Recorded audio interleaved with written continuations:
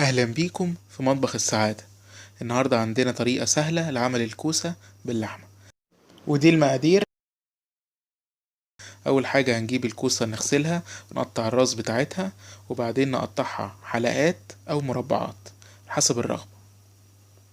وعندنا حوالي بصلتين على النار هنشوحهم شوية، وبعدين ننزل بالكوسة اللي احنا قطعناها ونقلبهم لغاية ما يتشوحوا معانا شوية على النار.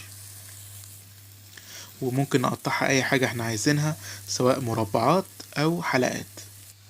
عندنا معلقة زبدة او سمنة، لو زبدة هنحط معاها معلقة زيت عشان ما تتحرقش.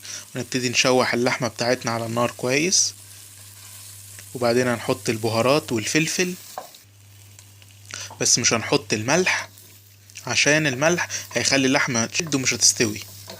ونبتدي نشوح اللحمة كويس، وبعدين عندنا حوالي نص كوباية شوربة او ممكن مية، وهنغطيها ونسيبها حوالي ربع ساعة عشان اللحمة تستوي معانا.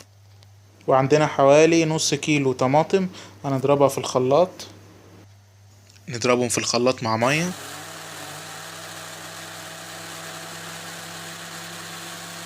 وبعدين ننزل بيهم على اللحمة بتاعتنا ونقلب كويس، ونسيبهم حوالي 10 دقايق لغاية ما يتسبكوا على النار.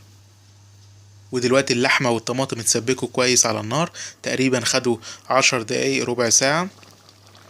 ودلوقتي هننزل بالكوسة على اللحمة، الكوسة والبصل اللي احنا كنا محمرينهم هننزل بيهم على اللحمة ونقلبهم معانا. وبعدين دلوقتي هننزل بالملح، اخر حاجة خالص الملح، هنحط حوالي معلقتين ملح، لو وندوقها لو احتاجت ملح تاني نزود. ولو الصلصة بتاعتها مش كتير هنبتدي نزود لها شوربة او ممكن مية عادية، ونشوف برضو الملح تاني بتاعها ندوقه، لو محتاجت ملح نزود لها ملح، ولو احتاجت معلقة صلصة معلبة ممكن. وهنسيبها حوالي نص ساعة لغاية ما تستوي معانا، ممكن اقل او اكتر على حسب البوتاجاز نفسه. وده في النهاية شكلها. يا رب تجربوها ويا رب تكون عجبتكم.